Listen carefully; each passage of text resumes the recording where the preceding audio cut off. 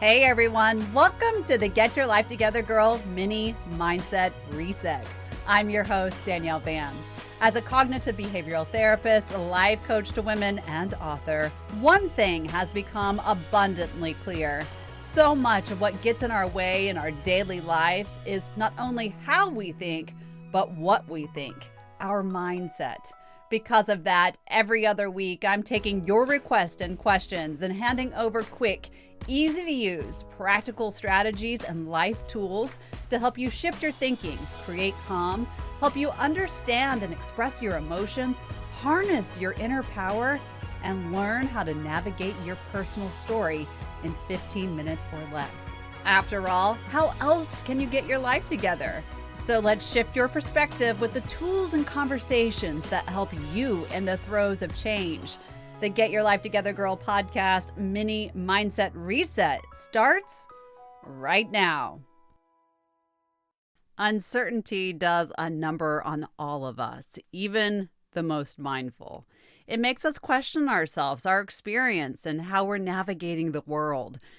It's almost a given for many that once uncertainty settles within the thought process, second guessing every little thought that comes after, even possible solutions, takes over and runs rampant.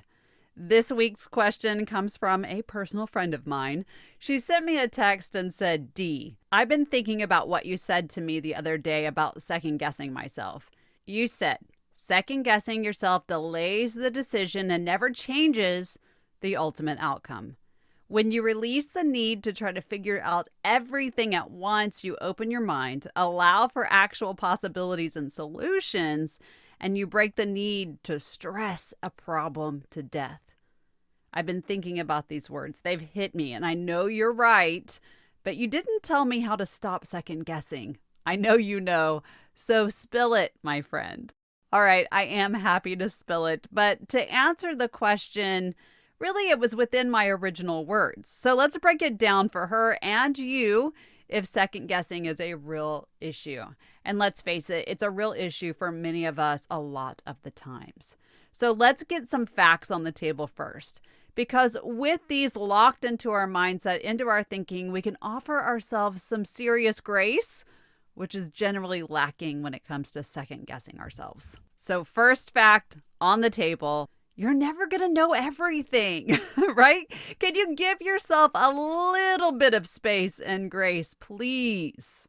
In fact, it's pretty much a given in life that you're not going to know everything. And you know what's so interesting is we spend a great deal of our time trying to gather all of the information, trying to get everything together so that we can make the ultimate decision. And so much of the time, that is a waste of time. I am not saying don't pause, don't think things through. You know, that's always what I teach. But what I am saying is if you delay yourself in second guessing because you aren't sure, or you don't have enough understanding or information after you spend a great deal of time thinking, you're wasting your time, right? You're wasting time that you could already be creating something in this powerful movement by simply making a decision. You are always going to face unknowns. Fact number 2 on the table, there's not too many decisions that you're going to make that aren't reversible. Some things are forever. That's a fact, right? But most things literally are not. Even that tattoo that you got in a drunken moment is reversible, girl.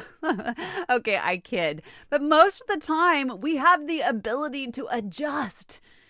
Since that is the truth, isn't second guessing truly, really not necessary? Fact 3, we can go a step further and say that very few of your decisions are actually catastrophic. The next truth, the next fact on the table is not making a decision is often worse than making the wrong decision, right? It's harder to live through this wishy-washy, haphazardly movement of your life or even getting into decision paralysis than making a choice because your choices can be shifted, remember? Now, let's be fair. Making decisions aren't always easy. I'm going to give you that, right? I know that. We all know that. But what's even harder is second guessing the decision after it's made. How many times have you said, did I really just say that? Or did I just do that? Let's talk about what second guessing actually is before I give you some quick tips to get out of it.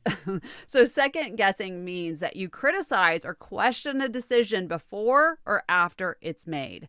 Let me give you a few examples. I know you know this already, but I always like to, bring it all in. Let's say you applied for a new job and you landed it after you killed the interview. But then as it's time to leave your current job, you begin to second guess your choices.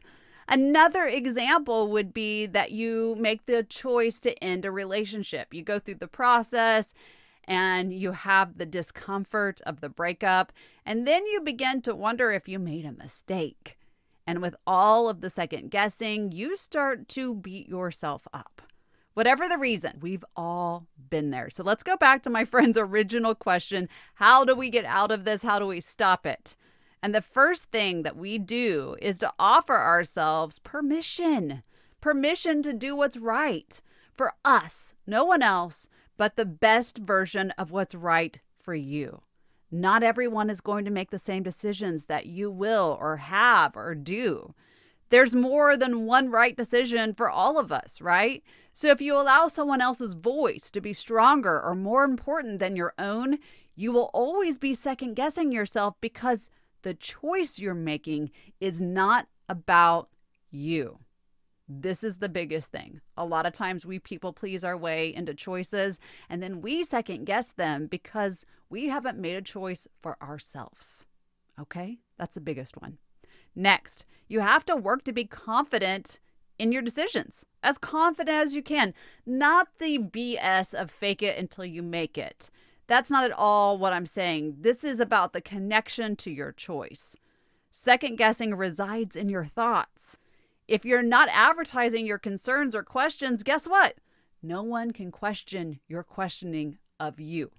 Be okay with what you decide, go with it, and pivot if you need to. That speaks to trust. Trust what you do. Who cares if you made a mistake in the past? Did you learn? Did you do something that really can be extracted and the lesson be owned? Have you dug deep enough to know if the decision that you made was actually wrong after you looked at the big picture? Or did you not commit to the action and therefore it felt wrong? Have you really looked at the big picture? Even the worst decision has a good high point in it. It has a lesson that's really working to guide you. You have to look at it. And you have to remember that some missteps are meant for you. They're meant to help you. But you actually can't get to that space if you don't make a choice or you fall apart because of the choices you make. Trust. Be confident in your choices, so that ultimately you can be confident in your choices without all of the head games that you play with yourself. The next thing that I really want you to do is to look at the long-term effect of your short-term decisions. What does that mean? It means if you spend a lot of time second-guessing yourself, it puts a strain on your mind. That strain puts a strain on your body.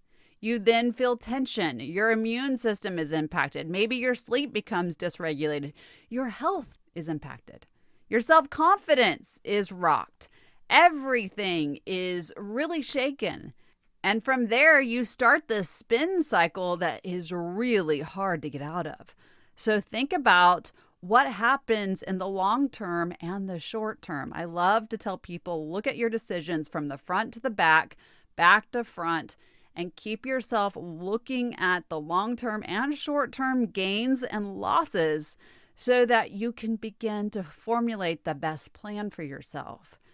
That will also take you out of the second guessing because you actually know what may occur. Does that mean it always occurs that way? No.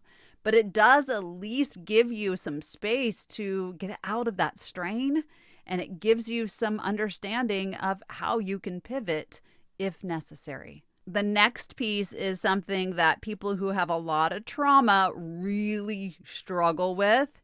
And I really want you to, figure out where you land in all of this. But I want you to become more accustomed to making quicker decisions. Again, you can always adjust. Me personally, in my personal life, I tend to live by the let's see how this goes philosophy. And really, that leaves the door open to change. So give it a try. Let's see how this goes. If it doesn't work out, we stop it before it gets too far gone, and we give ourselves that space, ability, trust, respect to pivot. Some of the best things I've done have come from this thinking space. Some of the best ideas have been born from mistakes. Some of the best things that I've done have been leaps, and I mean big leaps, that I wasn't sure how it would turn out. And yet, because I made a quick decision, I didn't second guess it, I didn't ruminate on it, I was able to, let it unfold, which is missing when we second guess. Now, the last piece is really being kind to yourself. I know that it's very hard when we screw things up, when we feel like we don't make really solid decisions. But second guessing is one of those things that takes us into that negativity, which means, like I said before, we beat ourselves up. Be good to yourself. It's okay that you messed up. Messing up is a part of life. You don't have to punish yourself every time something doesn't unfold the way you want it to. If you're forgiving of others and you don't lean heavily into judgment, try not to do that for yourself. Essentially, what this comes down to is be willing to leap. Be willing to make mistakes. Be willing to get out of the past. Be willing to look at yourself and really take home the impacts of the long term and the short term. Make the decisions that you need to make, because guess what? Nobody is getting out of making decisions in their life. No one is. So instead of creating more problems for yourself, stop, pause, give yourself space. Long-term to short-term, front to back, being accustomed to leaping, to making quick decisions, to being confident, and just doing it. It seems very simple, but it's really not. It really isn't when you look at how much effort it takes to stop this cycle. And so you have to be willing to say, good or bad, when choices are made, I have room to move through the outcome and the consequences.